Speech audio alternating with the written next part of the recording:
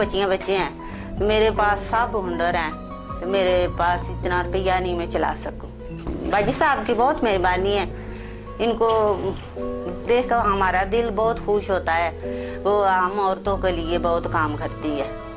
मेरा नाम मिसबा मुनीर है। हम लोग पढ़ते नहीं हैं, हम लोग बहुत गरीब हैं, लेकिन हम लोग वैसे ही घर में फिरते रहते थे।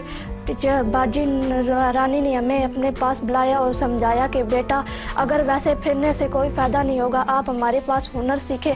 हम लोग बहुत एक आम से मोहल्ले में रहते थे, और जैसा कि गली मोहल्ले की औरतों का होता है कि वो आपस में लड़ती झगड़ती हैं और बुरी ज़ुबान इस्तेमाल करती हैं, बुरी लैंग्वेज और गालियाँ देती हैं एक दूसरे को। तो मैंने ये सोचा कि आखिर क्या वजह है कि ये छोटे छोटे बच्चों के सामने, बच्चियों के सामने इतनी गंदी गालियाँ देती हैं, तो इनमें कोई तब्दीली आनी चाहिए।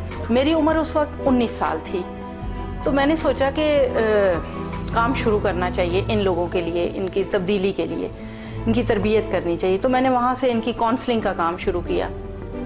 रोज़ाना मैं इनको बुलाती थी और बिठा के अपने पास समझाती थी। तो आहिस्ता आहिस्ता मैंने ये देखा कि मोहल्ले में काफ़ी अमन सुकून रहने लगा। नूरानी फाउंडेशन सेव द माइंड के मिशन को अपनाए हुए है, क्योंकि नूरानी बाजी को यकीन है कि अगर जहन मजबूत और मुस्बत हो जाए तो फिर जिस्म भी तरक्की की नई राहों पर चल पड़ता है। तवज्जो हम कहाँ से देते हैं? माइंड से। अपनी तवज्जो कायम करते हैं, माइंड से तवज्जो कायम करते हैं कि हमने ये काम करना है, तो हम पहले दिमाग से सोचते हैं, ठीक है। और किसी मकसद की नाकामी का तजिया किया जाए तो इसमें भी कसूर माइंड का ही निकलेगा, क्योंकि हम जैसा सोचते हैं वैसा करते हैं। नूरानी बाजी का ये ख्वाब है कि पाकिस्तान और दुनिया भर की औरतों के जहनों को इस तरह बदला जाए कि रोजमर्रा के मामूली मसलों से लेकर एसिड वायलेशन जैसे बड़े चैलेंजेस का मजबूती से मुकाबला कर सकें। मैंने सोचा कि क्यों ना छोटी छोटी गली मोहल्ले की सतह पे जो मैं वोकेशनल ट्रेनिंग सेंटर बनाती हूँ, तो साथ साथ एक लाइब्रेरी स्टैंड भी दूँ।